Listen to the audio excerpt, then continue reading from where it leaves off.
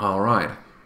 Then the new mission, Gateway to, not Gateway, but the Brotherhood Elite Ground mission, where we did a run earlier.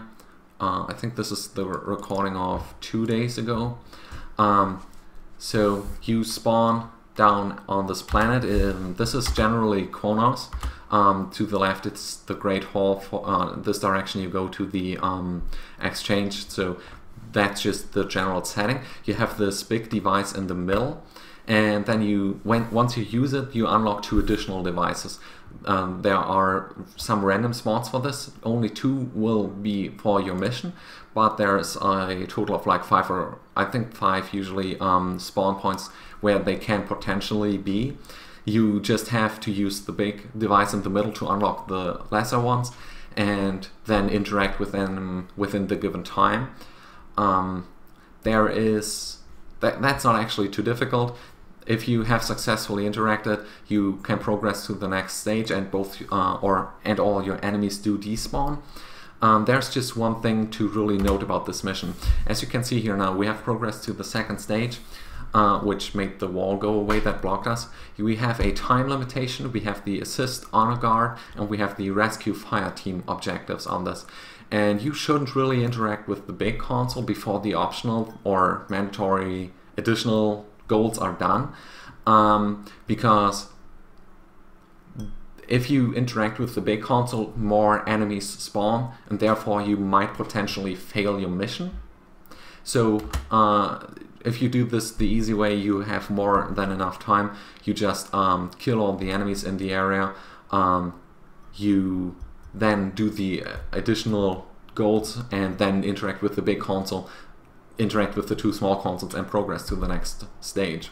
So on this one we have to assist the honor guard, which were the guys on the left, which is why I'm on this side. We split up a little, 2 guys on the right, 3 on the left usually, to assist these. And the fire team, you can see now here, is at the end of the room within this green circle. So you run to the back here, interact with them to set them loose, and they start running. They run towards the Great Hall, and once they are out, you will get the check mark here, and can progress with your mission without much trouble. Alright, so we'll just kill all the enemies. There are a couple of potential spawns here. Usually you will get this one over here, or here's a potential spawn. You have one on the far sides here on the right, one on the left, and you do have one on the very far right from here, which is basically on these 2 sides of the fire thing. So you want 1 person at each of these possibilities, and you want 1 at the big console, so you can immediately interact if you want to optimize on timings.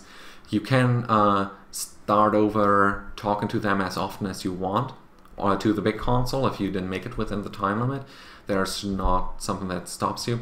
We have some issues here with the fire team, because when they get into combat, they every now and then get stuck, as you can see here, in this fire lake thing, and they don't really run out. You have to wait for them to move about, attack an enemy as they do now, to get free, and we hope that they will move towards the goal at some point. Now you can see them over there running pretty much how we wanted, so they should be out pretty soon. I just hope they get that fixed, because it's somewhat an annoyance if you lose the mission because they get stuck in there and die to an AoE. Cookie, you don't need to feel bad. Just moderate away. So he interacted with the big console. As you see now, we have this one spawning, we have this one spawning, not the one on the far right, not the one on the far left. I interact immediately, and we should progress to the next stage pretty soonish. There we go. Okay, next stage, the wall over here is gone again. We don't go into the exchange, that is where we are usually anyways. So if they want us to go over to this flank, we now have again 2 optional things. We have the Tarks, which is somewhere on the right, and we have the Evacuate Syndicate Operative. He is the small guy on the left here that you can barely see, and everyone tries to kill. So if you attack him or the NPCs will attack him right away, and you have basically to run over here to shoot them to draw their aggro. Otherwise they will attack the brute guy here until he is down to 1 HP, and if you then interact with him and release him, he might die very, very quickly if you don't have a way of healing him, which is why we have the science guy on this mission to heal him up. You can make it without a healer, you just need to engage them really, really quickly. Alright, so now we protect the guy. Once again, just finish off these additional goals of the mission, then interact with the big console. There are a couple of possible spawns here again. One is where Whiskers is standing, one is up top here, one is to the left of here. I don't think we will make this one within the first cycle, but as you will see, that is not a big deal. We screwed up a little here on the positionings. We didn't really run the mission too often yet. It's pretty good for an elite mission. It didn't award an elite R&D package so far, but that got taken care of by the last patch that they did, even though they didn't really announce it in any patch notes. But I guess we are quite okay with that now that it's fixed finally. The third stage now does not have any optionals, as you can see. It's only someone run to the big console to interact, kill whatever you can. In the meantime, you do have one possible spawn in the far left, one possible spawn in the front left, and 2 spawns on the other side. So I just run over there, interact immediately, which allows us to progress to the last stage of this mission.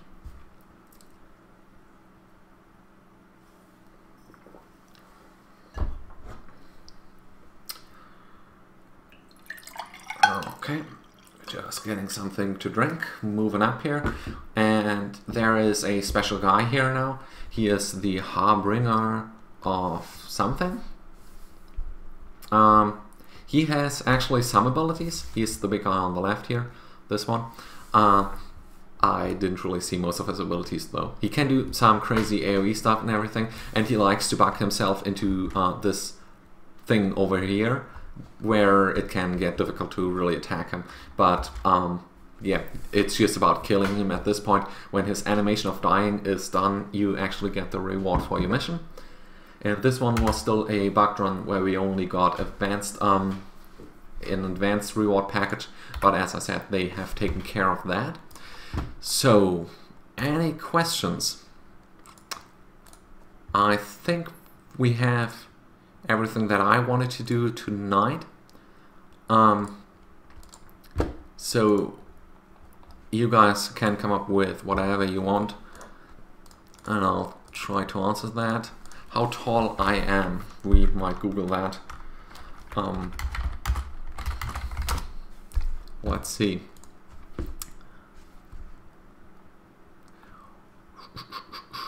Huh.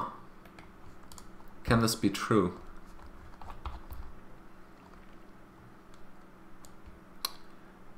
So it says I should be 6 feet and 1 inch, or I should be 6 feet and 53 out of 64 inches, or 6.0695531. Wow, your metrics really suck. Shoe size is 46. I don't know why anyone would care. And I don't think Jay does, but I'll just answer that anyways.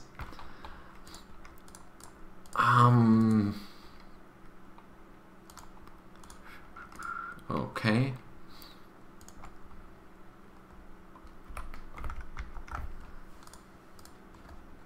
Six feet something. 6.5, I guess. Alright. Yeah, I probably shot out quite a lot of stuff at you guys. Is there anything else we need to talk about that I didn't think of? And there actually is. That's amazing. Okay, so let's jump back to my tune and the reputation items, because we didn't really cover those, did we? If you get the Iconian Tier 1, you get a new console that is called the Sustained Radiant Field Mark 12 for me. I didn't upgrade this. This is now 20% hull healing, 20% shield heals. That is pretty strong, and 10% all weapon damage. Now let me show you what that means. If you put your weapons power to full again, if you put your aux power to where it should be, we get 2752 phaser damage. 2752. If we put these 10% in, we get to 2794.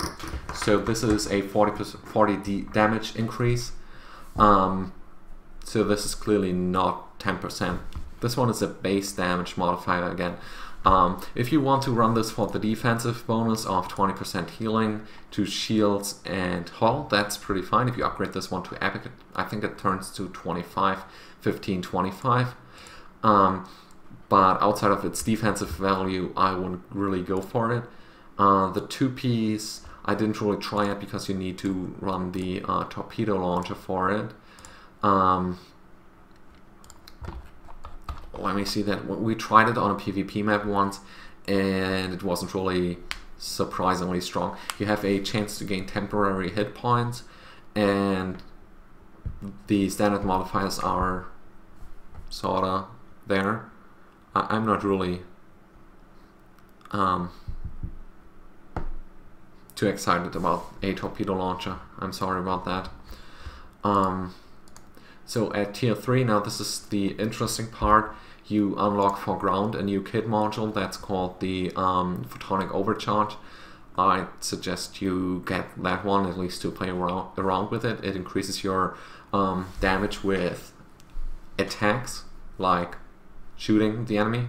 It's not about throwing grenades, and it's not about Delta tachyon emission, it's only shooting the enemy, and it deals an additional 15% damage as radiation. And this is not a dot, it deals its damage immediately. Oh, and you have the buff going for 17.9 in seconds. This is not dealing the damage over a time period of 17.9, but for 17.9 you will have the buff. And the 15% apparently are more like 25% for me. I don't know how that's working out, but yeah, that's just how that is. So I run this kit module right now to test it out. It's semi-competitive with the motivation, which gives you 24% all damage. They are both good, really. I don't know. Now, what I really want to stress here is people talk about stuff like trajectory bending plus the hammer and anvil. Hammer and anvil makes you, if you flank your enemy, gets you a 50% all damage bonus, and trajectory bending makes you always flank. But the problem is this hammer and anvil checks apparently on all the teammates, possibly even NPCs, all the freaking time whenever you shoot, and that just lags out the entire instance. Like when we had this 7 to 8 seconds of server not responding in Bug Hunt, if on the last video, that is what we used. If you use hammer and anvil, that's the safest bet to make ground lag, which is why I really don't want to run it. It sounds cool, but as long as it kills the game, there's no way I'm gonna use it. And right now, ground is really the only thing that I can really play with some enjoyment, just because it's still actually playable. At tier 4, we gain the the warp core of the 3-piece, or the 4-piece totally. The core is probably the item that I wouldn't really get, and you get the shield array at the highest. So that's probably how long it will take to get the 3-piece bonus. Okay. Alright, so I think the chat has been quiet on real questions. The social thing we can do later on. So thanks everyone for watching. I hope you learned something, you enjoyed something, and I wish you guys a beautiful evening. We will probably not see each other too often in ISA these days, just because, or even all the space missions. I mean, it's just lagging to a point where I try to record runs with this ship basically, like, I had like 6 or 7 runs with this ship today to get a good recording just for the stream, and it was impossible to fly. I mean, it's not even remotely playable anymore. So yeah, that's that. I mean, you know, I try to play the game for fun as well, and that's just not rewarding at this point. Alright, so thanks everyone for watching, and I'll see you guys next time.